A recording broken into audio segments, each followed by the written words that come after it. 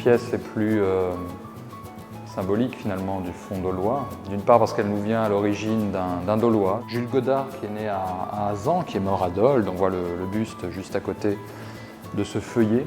Alors, ce feuillet d'un grand Coran mamelouk, qui est une chose assez exceptionnelle. On en trouve relativement peu d'exemplaires en France et il semblerait que le nôtre soit le plus grand.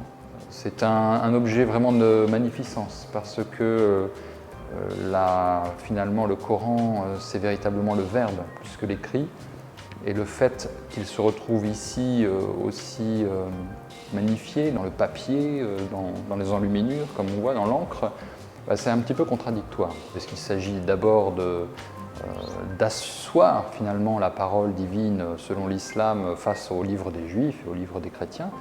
Et puis autre chose aussi, autre argument pour cet énorme ouvrage, c'est de montrer la piété tout simplement de celui qui va donner cet ouvrage, puisqu'il s'agit bien d'un don d'un prince, ou en tout cas d'un haut dignitaire du régime mamelouk.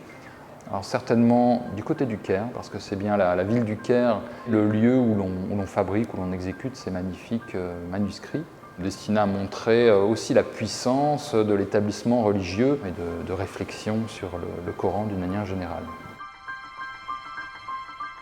Cet ouvrage a été nettoyé, reposé à plat, reconditionné dans des boîtes de conservation.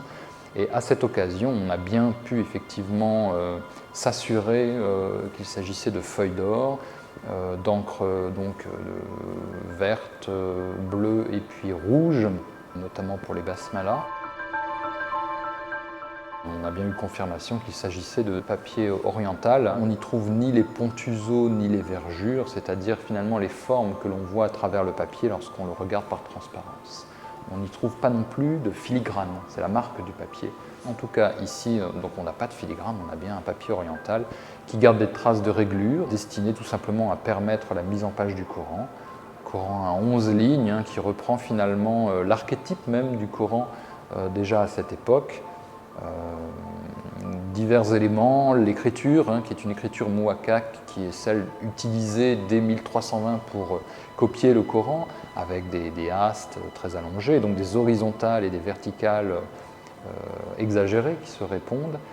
Tout ceci plaide donc pour un siècle de création entre 1370 et puis 1470.